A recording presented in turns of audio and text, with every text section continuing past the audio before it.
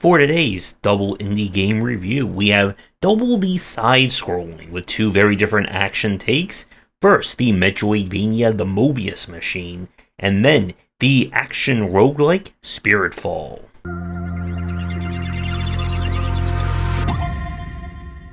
The Mobius Machine takes us to a deserted human colony on a strange alien world.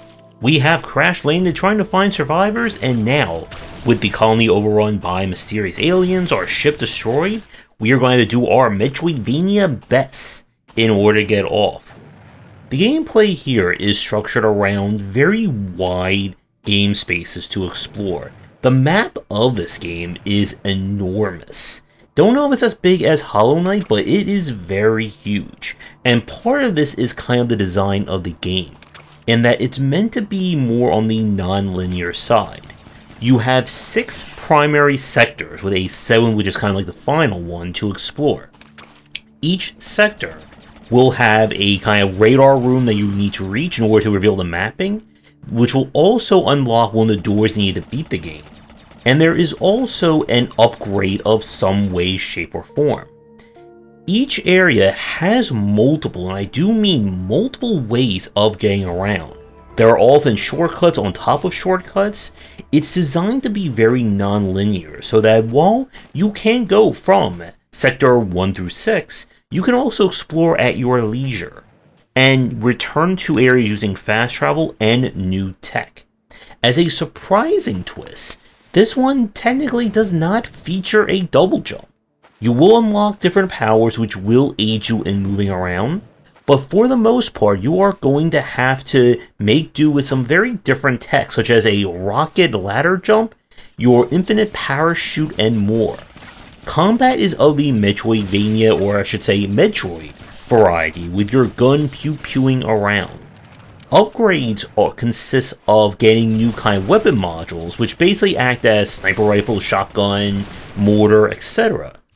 And the world itself is full of blueprints. If you want to unlock a new upgrade or a new weapon, you need to find 3 copies of them hidden throughout the place.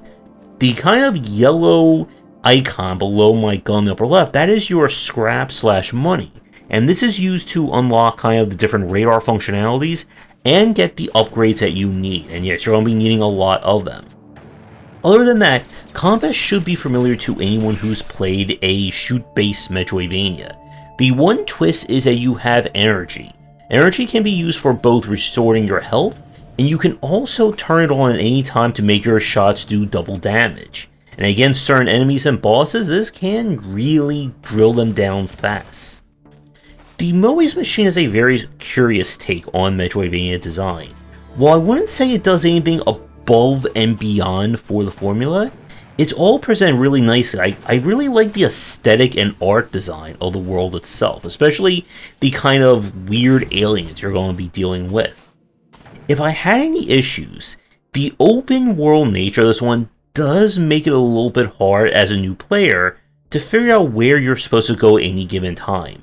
There are only 7 fast travel points in the entire game, 1 for each sector, and given how large they are, it can be very annoying to have to go back and forth between certain areas, as this game also, besides shortcuts, loves one-way passages. And if you're not careful, you could end up on the wrong side of one and have to repeat a lot of progress.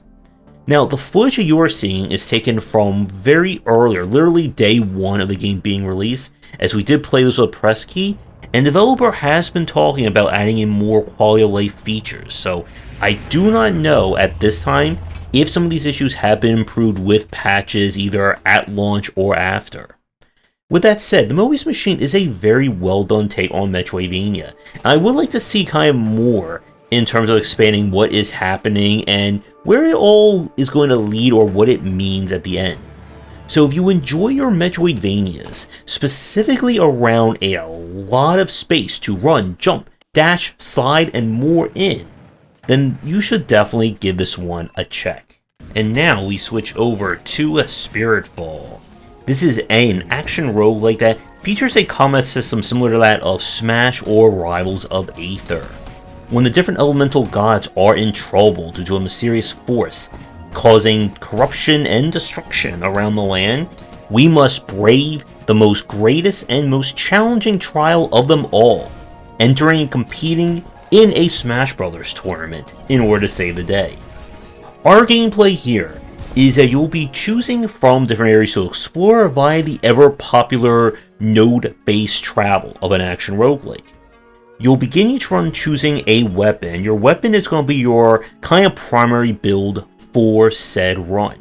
Each weapon will have different ratings in terms of attack, reach, speed, and so on. How things change and evolve is that you'll be able to choose from different god buffs as you complete the various rooms and buy them from the shop.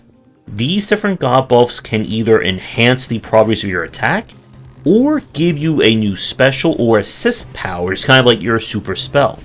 And you can also combine them to get kind of synergy bonuses as well. The challenge in this one is that most enemies will be hit stun the second you can smack them, but there are plenty of enemies, including bosses, that will have shield. That is of course the little shield icon you see on their health bar. In order to remove shield from normal enemies, you must kind of hit them enough times to break their super armor, while bosses are only vulnerable after they perform a specific action, usually an attack. And you can certainly lose your health quite quickly in this game, especially during some of the boss fights or group encounters. As you go throughout each one of the areas, multiple events can pop up, including the game's kind of bonus challenge where it just quite frankly turns into Smash Bros., as you must fight elite enemies and knock them out of the arena, which the faster you do this, the more rewards you get. With that said, Spiritfall is 10 billion% and roguelite, as the game features multiple systems of progression and unlocks that you'll gain access to as you play. Each god features a different passive perk tree that will unlock everything from raising your base stats to unlocking new abilities and functions in the world, including new starting abilities based on what mask you wear. Your weapons can be upgraded to get better enhancements, also unlocking a weapon-specific kind of special perk, as well as alternate versions of weapons in order to get even more diversity. On top of that, you can also unlock different modifiers and room types that can appear on subsequent runs, and all this is going to add up to a lot of different ways to play. And then once you beat the game for the first time, you unlock progressive difficulty, where you can add difficulty modifiers to make runs even harder. And trust me when I say, if you thought the bosses were hard enough to begin with, wait till you fight their elite versions, and then come back to me. Spiritfall is a very solid roguelite, but it does have a few issues. If you're used to kind of the more, very fine-tuned control and movement of, say, a Hades or Dead Cells, the more floatier nature of your movement and attacks, similar again to Smash and Aether, may be a little awkward to get into. You're going to have to do a lot of moving and dodging and trying to get in a position to get these enemies hit. When there's multiple enemies, even just one that has super armor, it can be very annoying to get in on that. And part of that is due to the readability on attacks. Enemies will often flash red when they're about to initiate an attack, but it doesn't give you an indication as to what that attack is going to be. An enemy could slice forward, could shoot out projectiles, could explode, and until you learn that, you're going to take a lot of kind of dumb damage simply by the fact that you don't know what the attack is to actually dodge it and get away. And this can become very annoying during some of the boss fights. Bosses 2 and 3 in particular feature a lot of attacks coming from all over the screen, and it can be very hard to sometimes read at a moment's notice where is safety here and all that. And as I said a minute ago, this is very roguelite.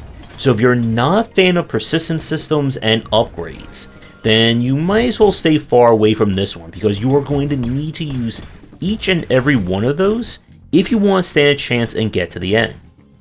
With everything said, this is still a very solid take on action roguelite design, and it feels really good to play. The game gets the joy of just juggling enemies left, right, up, and down all across the arena. So if you enjoy the likes of Rivals of Aether, Smash, and so on, but looking for a more roguelite take, then I definitely recommend you check this one out, and I'm hoping we see more from this design or more from the studio in the future. With everything said, that is going to do it for this double review. Both of these games were played with press keys provided by developers. If let me tell you your game for a future stream and video, please reach out. And with that said, let me know what you think down in the comments below, and have a great rest of your night. That's going to do it for today's video. Thank you so much for watching. Be sure to do the YouTubing stuff people tell you to do. If you're interested in more of my thoughts on design, check out my books wherever they are sold. Visit our Discord and Patreon, and come back for daily discussions on game design here, and on game wisdom, where you some of the art and science of games.